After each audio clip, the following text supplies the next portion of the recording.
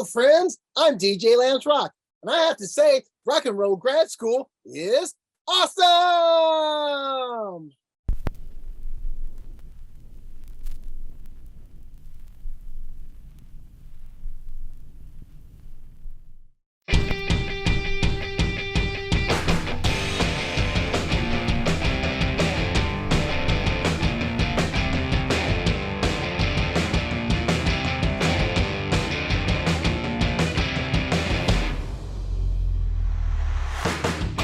This is Rock and Roll Grad School with your hosts, Heidi Hedquist and Luke Poling, Yankee Hotel Podcast.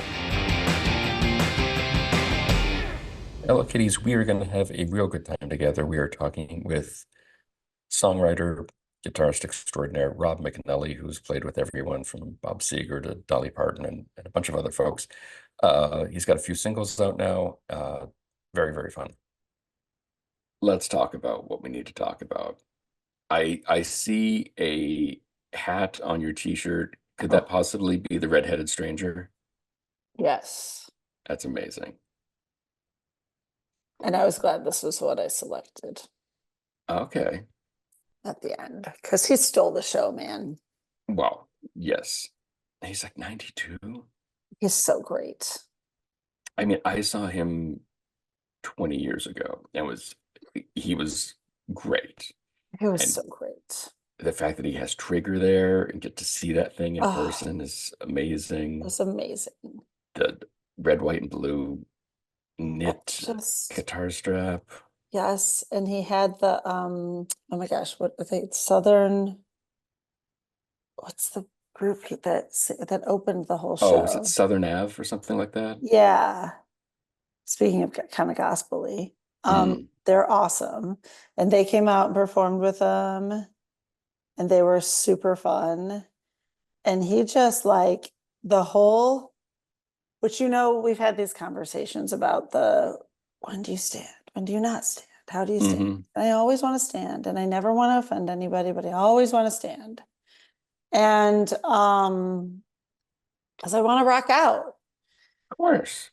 And the Coug really made me want to rock out. And the girl behind me, who was behind Dave, also wanted to rock out. But her boyfriend didn't really want to rock out. But he was like, "You will not offend me if you dance." He's like, "She wants to dance. And I know I can tell you want to dance. So you guys should just get up and dance." And then Dave looked at him and was like, "Oh, she wants to do his dance." Yes, exactly. And so we did dance during certain songs during the Coug, but then since lots of people were sitting, we would sit back down. But because we were not, assholes. But by the time Willie came out, that whole place just got to their feet for the whole thing. It's amazing. And I guess that was one of the few sellout dates of the whole tour. I'm so surprised by that. I feel like the first half where it would sell out, it was so hit or miss whether or not he was going to be there. And it was literally like I saw stuff online with people saying, "All right, all of the crew are wearing masks, so that must mean that Willie's there." Yeah. Like to make sure nobody gives him anything. Yeah. I mean, his son was great, the band was great, and I mean, the set list they did was very, very clearly like, we're just going to do all the hits you want to hear anyway. Right. So you get your Whiskey Rivers and your Crazies and your Always on My Minds and your Funny How Time Slips Away. But Don't Let Your Mama Scrub, Baby Scrub. Baba Joel, Baby Scrub Tree Cowboys. Oh, that's right. They ended with that, didn't they? It was like one of the last ones. They didn't end that with that, but that we did get that one. Oh no, they ended with Where the Circle Be Unbroken. But that was, again, with Edie Brickell trying to kind of get... Yeah. But as much and as great as it is to hear all of those songs live, and his son sounds so much like him, there's something about any opening line from those songs and then the twang of that nylon string guitar as he's playing some little fill in there. There's nothing like that. And he's just so cute. He's just so cute, and he's so just effervescent when he walks out. Even at 92. Oh my God, yes. Amazing. He just made me happy. And I was so tired. Oh my God, I was so I could tired. imagine. Yeah. The whole, like, everything, my whole week was just exhausted. But it was also fun. And I mean, I loved and it was packed. It was literally packed. And there were such a weird audience. Yeah, that's what I've heard. Like it's a very willing audience, is what I feel like. It's a very diverse audience in I age, in ability. There were a lot of wheelchairs, a lot of people, a lot of pot, but not a lot of like Willie pot necessarily. I feel like what at ours in Jersey, it was a lot of beer. It was a Saturday. No, it was a Sunday. It was a Sunday. But it might have been right before the 4th of July weekend. So it was kind of like probably some people took, but like a lot of beer, a lot of Confederate flags, where I was just like, what the hell's going on here?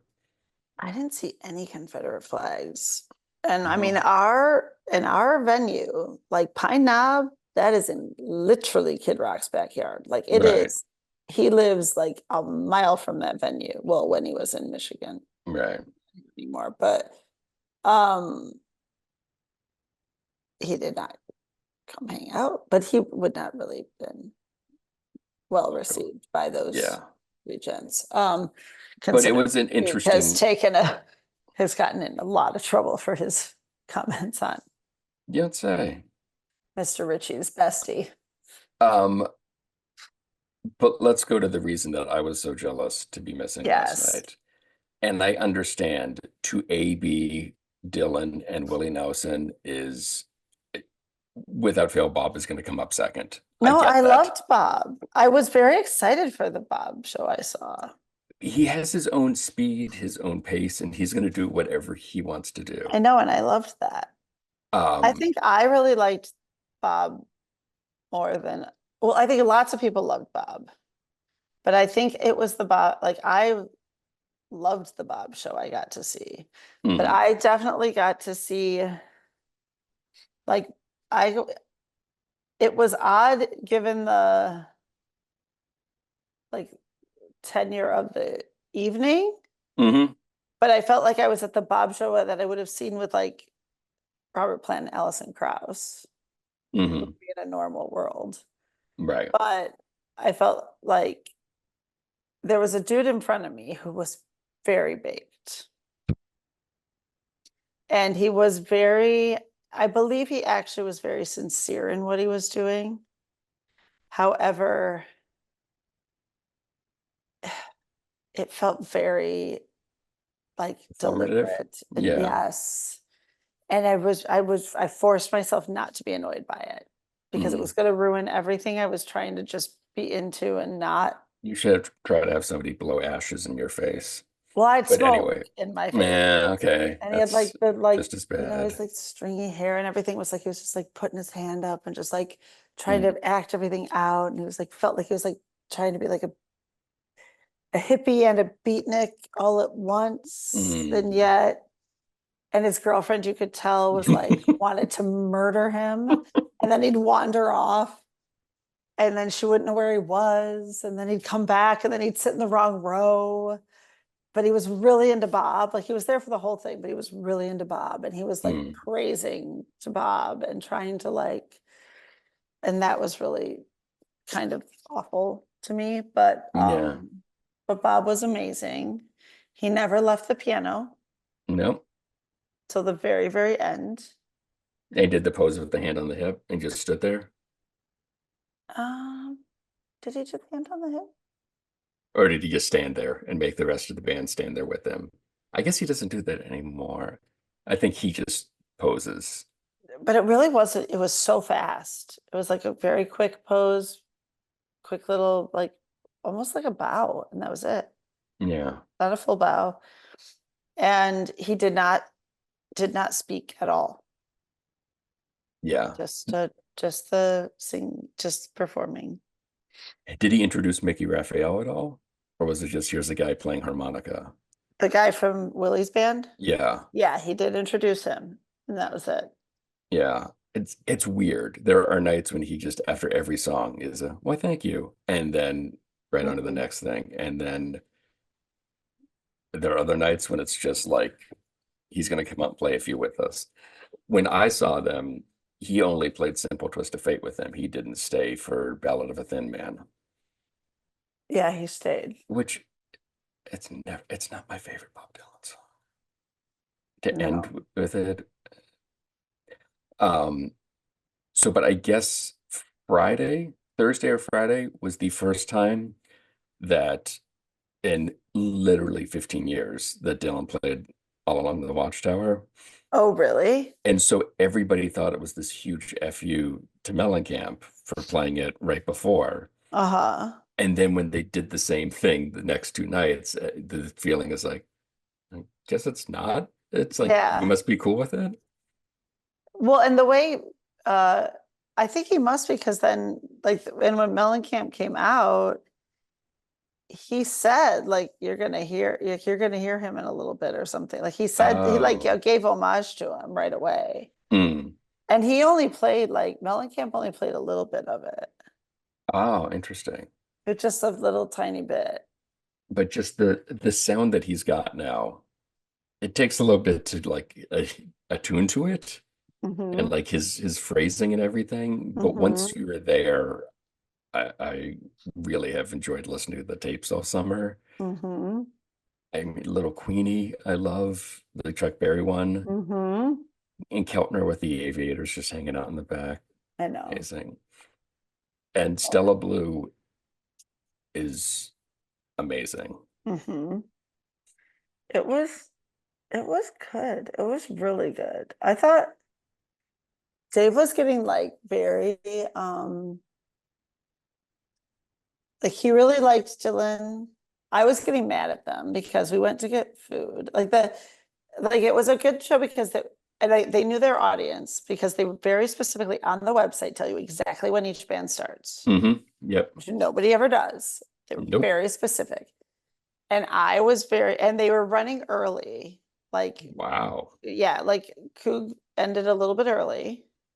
And I'm like, we got to get to our seats. I'm like, we are not going to be late. If we are late for Dylan, I'm gonna be pissed. I'm like, because, and I'm like, we got to go right now. I want to be in our seats. And we had great seats. And so we were there, but we got in right before they took the stage. And then everybody's coming in and it was just pissing me off because all these like drunk old people are like, Hmm. and they're talking. And then Dave was very like, he's like, none of this is like sounding like I expected to sound. I'm like, I told you. I'm like, what did you expect? And he's like, I can't quite play. He's like, but he was like really into the phrasing.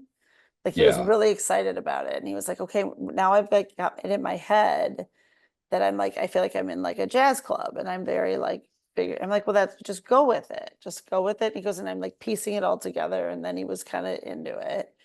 And like his buddy Walt was just so like, this is so amazing. And like, just he's from Brazil and everything is just like, it's, everything. And Nelson was just like, this is not what I expected because he's Nelson. So it was Right. fun, That's great. but I loved, and I don't know, I just thought it was just all three of them were great.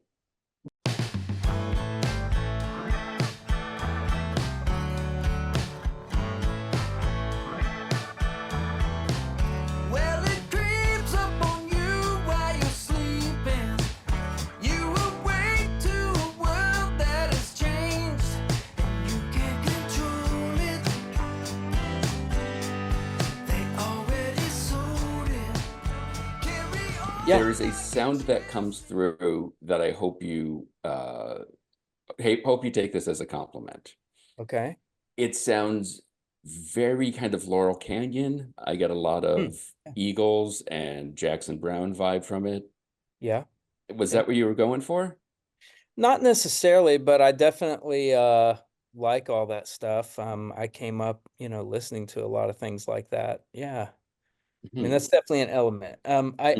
I kind of, it's funny. My dad was a musician. He was a songwriter, and I heard a lot of country music growing up, but also I heard things like Stephen Stills or the Allman Brothers or the Eagles or Jackson Brown or any of those kind of things. So it's all in there. Mm. Well, and I was wondering, reading the press release, it makes such a big deal that this is your first rock record, given all the stuff you've done in country. It's so weird that is music still that segregated, for lack of a better term, that country is over here and rock is over here? Well, I don't really know what the answer is to that question. But it's a good question. I mean, country music has about five heads now.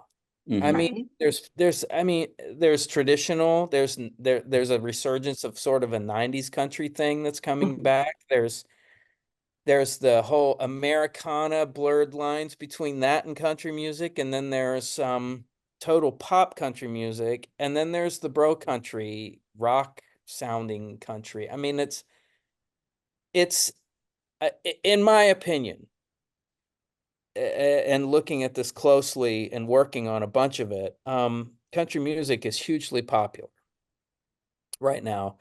You know, you've got pop stars like Post Malone coming here and making country records. You've got Beyonce making a country record. Yeah. Well, it kind of feels a little bit like we're about to have a burnout on it in a couple of years. I mean, you know, kind of in the way that Staying Alive movie came out and killed disco because it became so popular that it was everywhere. And literally whenever that happens, it breaks it all down and starts it over again. And you know, I don't know. I don't know what the future is, but it feels like that history seems to be, you know, ready to repeat itself at some point. Well, I like what you said though, because I like that you said it doesn't like truly kill it. It just breaks it back Yeah. and it rebuilds it, just breaks it down to the bare bones and then even those songs that were there at the tail end, right? They still have their place and it never Yeah. dies. It just Yeah. sort of, you know, reforms. Yeah. I think so. It's I don't know. It's a very interesting time to be making something like whatever gets classified as country music now because it really means anything. It's almost like if you just have someone with a little bit of a southern drawl or a sort of sound to their voice. It's more about what the voice sounds like. Mhm. Production behind it can go a lot of different ways now. And a lot of people love that. I like a lot of it, you know. I'm not a purist and you know, I'm open to all the new things. It just seems like we're going to hit a tipping point where people are gonna gonna be too inundated with it, you know. Right. Mhm. Well, and it Well, seems like on the opposite end of it, on the rock side, it's like, oh, if you put a pedal steel on this, it's country. End of Yeah. conversation. Yeah. I mean, there's a lot of times where we're playing on when I'm working on a track on someone's record and they really want those big rock guitars on it, or they want, you know, uh very hard rock elements at times. And the joke is, well, we got to put fiddle and steel on this to give it country insurance, you know. Hmm. What do you So do to make it sound like rock? Is it like bar chords, power chords, up the well, that's distortion? certainly an element. That seems like Hmm. an element. Distorted guitars, you know, something that you might hear on you know, an Aerosmith record of the 70s or something like that. Yeah. Or, you know, 80s rock sounds, you know. Yeah. And so going to your own stuff, this is your, I think, Okay. second album. Is that right? Yeah, it is. Yeah. As a songwriter, how do you kind of divvy up the children, if you will? How Mm. do you kind of decide this one I'm keeping? This one's good enough for me. This one, whomever can have it, but I'm not letting this one go. Yeah. Yeah, you know, it's funny. I don't think about that during the creative process. I just try and make each track. I mean, I have a studio. I'm sitting in it right now. Mm-hmm.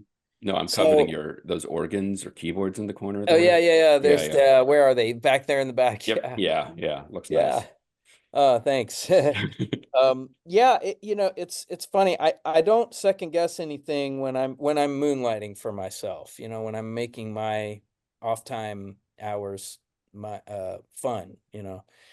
I just try and keep it that fun. And I've recorded a ton of songs down here. I mean, I just finally got to a point where I decided to go through things and just pick them out, you know, and it's really just about what seems interesting at this moment. Like I might release something that I recorded 5 years ago if it somehow pops up and shows itself in a way that seems to make sense to me somehow here. And I mean, you know, I think things stand out if they're a little bit juxtaposed to what what you're expecting. And that's my theory. I'm not a marketing guy, but that's my that's my marketing department. You know, that's what mine Counts. says. You know, you know. That's There's- because it's. Oh, go ahead. No, go ahead. No, I've been Keep talking. going. You go. Keep going. This is why we edit. Yes. Yeah.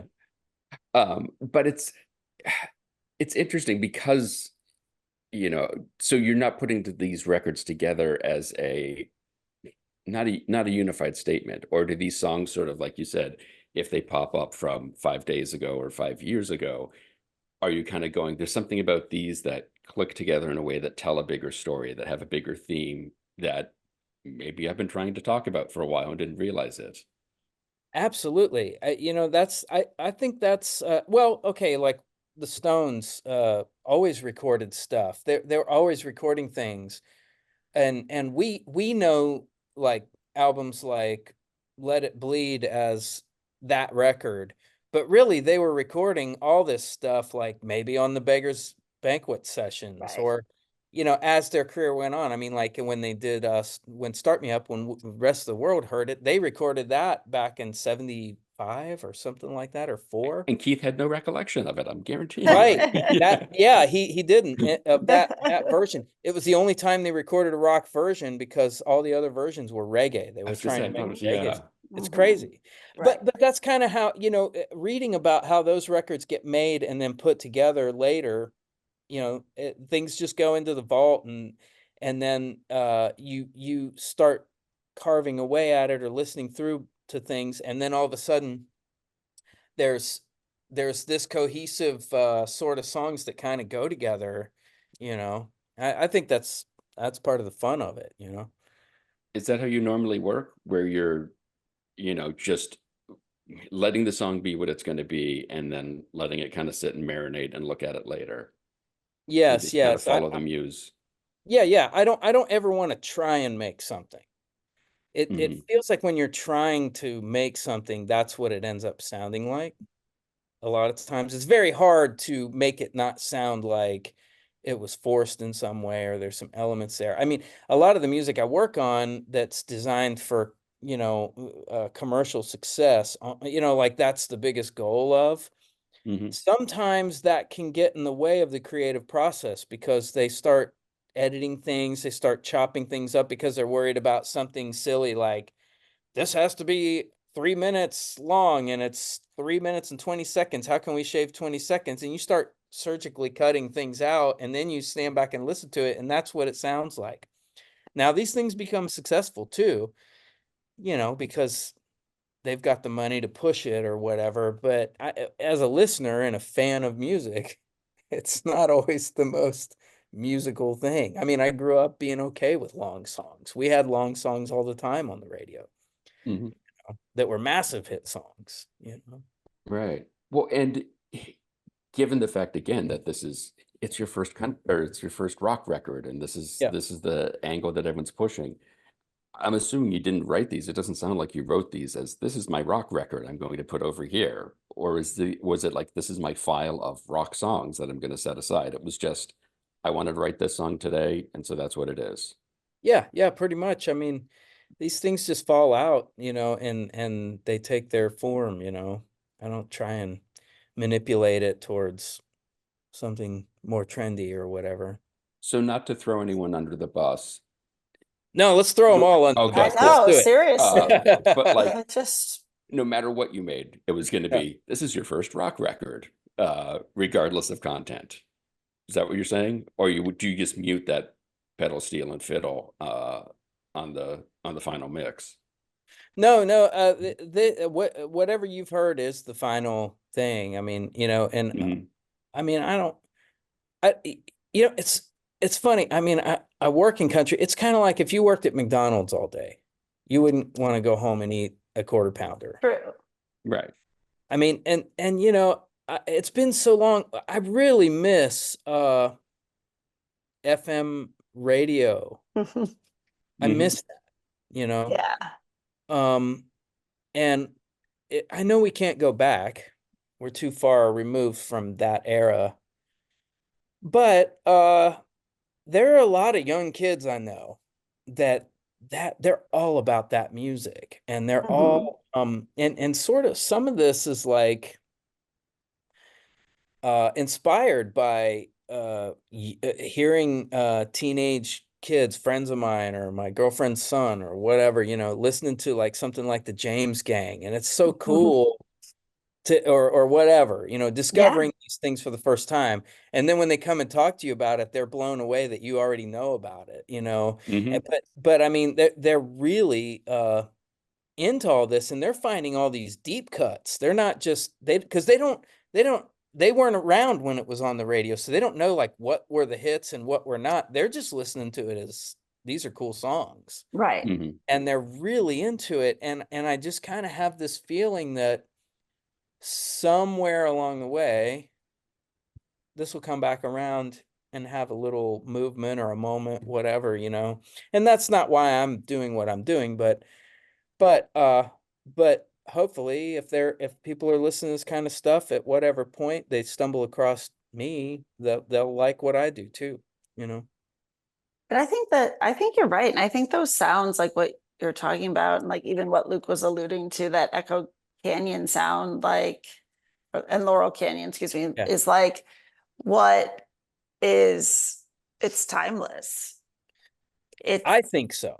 It is. I mean, that's where I want to live. Like, I want to live Mhm. in Laurel Canyon every minute of every day, to Yeah. the day I die. I just want to crawl in there and be there. I mean, I want those people to be there with me. I Right, freely yeah. admit it, but I think they will be there if I live there. I firmly Yeah. believe that will happen. Yeah, So, well, that's awesome. I love that. I love that. so, and I think that is multi-generational. I think like my nieces and nephews feel that music, and we'll all find your music. And in here, the minute Luke first listened before I was able to listen to your music, was like, this is awesome. It's great. Oh, cool. Well, thank you.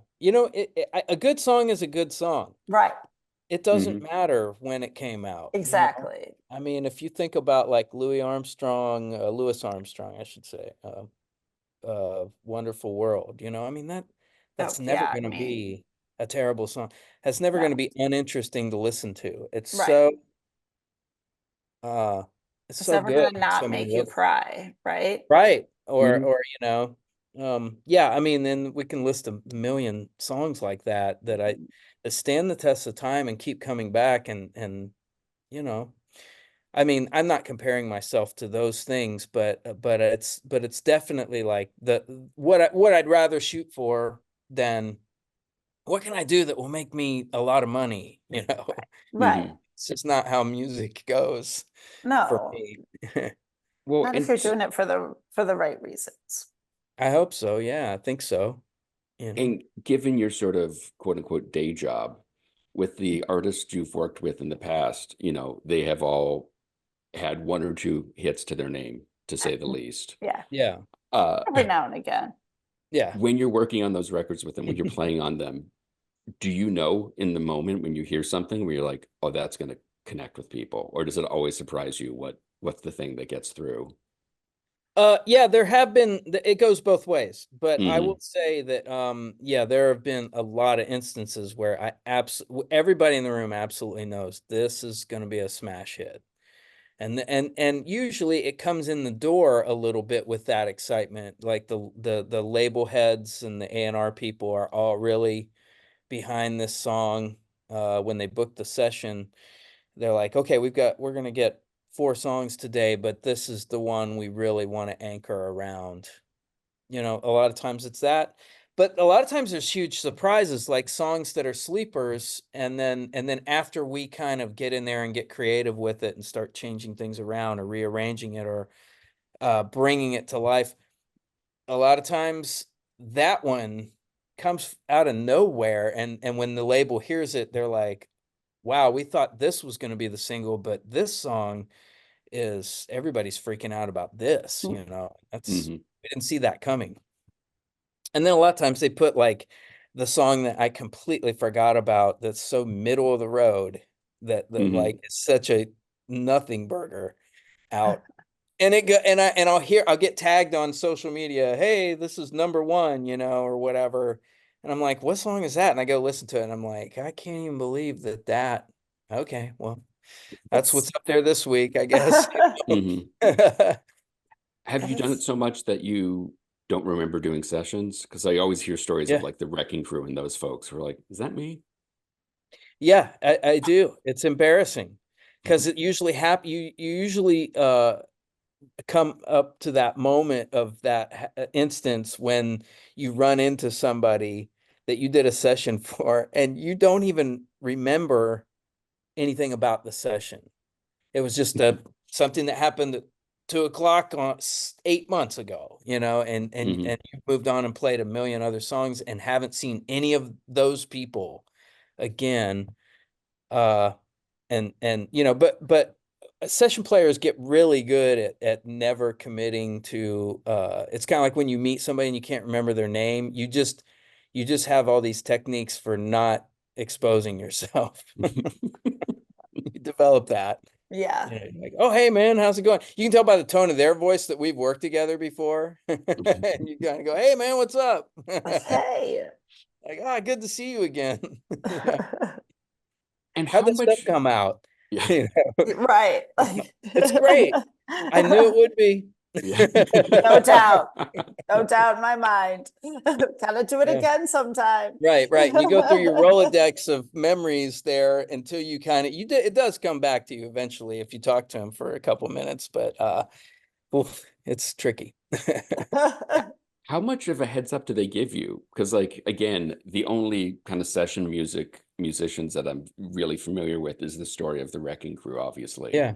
And like the immediate family and these people who just, do they say to you, we're looking for this sound, bring this guitar, or do whatever it's going to get us to this end piece? Or do you just walk into the room cold and you're like, it's Carrie Underwood, let's go? Yeah, you walk in cold. But to that point, there's a lot of I have a cartage company. We all have cartage company that delivers our gear, and we have a vast array of guitars, amps, pedals, all the things that would come up. I mean, I have like on every session, I have an electric sitar. I have 12 strings. I have How baritone. often do you burst that thing out? Right. You know what? When I bought it, I made a commitment that I was going to use it more than you would think, and it's been successful. That's amazing. And you know, it's kind of a really hero moment because nobody expects that sound. And like if I'm playing like a line or something, I'll go, you know, wait, I should double it with this other guitar, and I don't even tell them what it is, and I just pull it out, and the engineer gets the sound up, and then I double it, even if it's tucked in there and it doesn't really, it's not very forward in the mix, it just does something, and everybody always freaks out. So it's kind of cool to have those little bells and whistles that you know, they go, oh my God, I never would have thought of that. You're a genius, Rob. That's amazing. I could hear that. I could see that with that instrument in particular. Yeah. Like you hear stories about Brian Wilson always putting a tenor sax super low in the mix because Yeah. there's something about that just brings everything together. It seems to me like that kind of those drone notes of a sitar's got to kind of do that similar thing. Yeah, for the right thing. Yeah, it really does. Same thing with baritone guitars, giving a little weight in there where it's just barely mixed in, but you're doubling. Like if you don't want to get if you want the like maybe the chorus to feel powerful, but they don't want to go all the way rock with it. So it's still pretty clean guitars. If you double that with a baritone, a very low, girthy sounding instrument, they're both kind of clean, but when they're mixed in there just right, it adds this weight that you feel more than you hear when the chorus comes around. It's kind of a lift, you know, gives a little bit of So we got punch. off the topic. you're saying you've got your trailer full of guitars and Your uh, sitar. your sitar Yeah. and Any other? s- Go ahead. no. Go. So do they kind of give you a, here's what we're thinking, and you go, okay, let me get these pedals, this amp, this guitar, and we'll try this and go from there? Yeah, a lot of times they will reference maybe another recording, when we're working on a song, like, hey, we kind of want it to sound a little bit like somewhere in between this and this, like, and they'll kind of play like 20 seconds of each song. And the trick is to not just go out there and ape that sound, but just get in the headspace of what the elements are that give it that same energy. And it's kind of a starting point, because there's also the thing of, like, if you walk out there and you sit down and you start playing something really cool that catches their ear, even if it's not what their reference was, they a lot of times they're like, oh, you know what? Wow, that's an interesting direction. Let's explore that for a couple minutes and let's see if something else happens that we didn't think. And then we can always bring it back. But that's kind of typically all the people I work with. They're they get a little bit more experimental than or at least the ones I really enjoy working with. They're always kind of stretching for something new to do. Mhm. So they're Yeah. open to that collaboration of, Yeah. give me a take, you just screw around and see what comes out, or Yeah. Huh. Go be you. Mhm. Yeah. And then there are other producers that have a fully fleshed demo. They come in and they've got all the parts and they want you to learn exactly what the parts are. They just want it to sound better than what they did on the Mhm. demo. But they love the parts. They want it just like that. And that can be nice on a day, because then you can kind of reserve some creative power. You don't have to expend yourself creatively, or you can just kind of learn it and recreate it. Mhm. Yeah. Yeah, it'd be hard. I don't know, I think that'd be hard if you hear it differently and you want to just give them I don't know. I think I'd be terrible at it. I just know I'd be terrible at it. I'd want to just tell them what I think would be better. Yeah. Well, some people do that. And Yeah, but that wouldn't go very well, I'm Then sure. they don't have to learn how to fake remembering your name later. Right. right. 'Cause, Right. yeah. That because they will never see, they will hide from you when they see you on Exactly, the yeah. street. Yeah. I mean, I mean, I agree. I mean, there's times where you definitely hear something completely different than their vision. And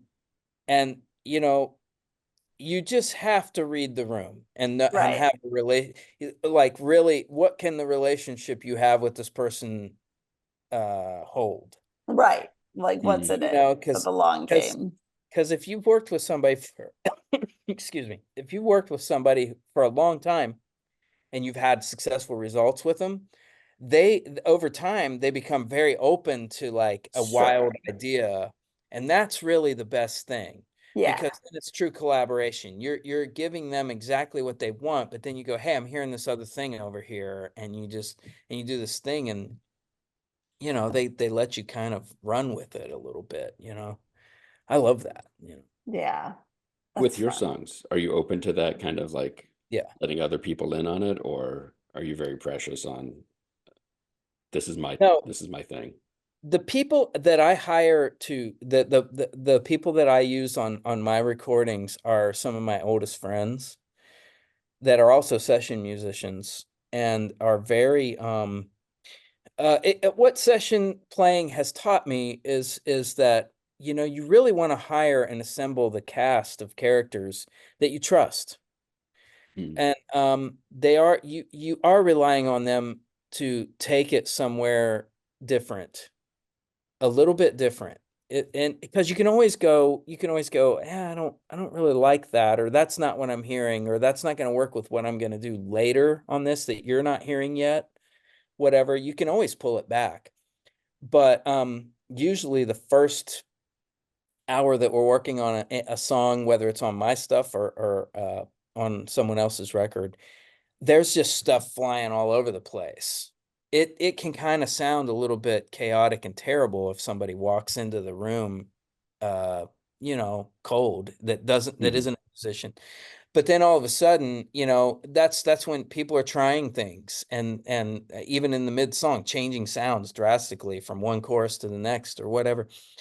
And then after we do that a few times, usually you take a break, listen to everything, and go, okay, this direction, this part, like right here, let's go with that, And so it works the same on it's taught me to be open, and not be so rigid about what I think it should be, as long as I hire the people that I like their instincts and what they bring to the table.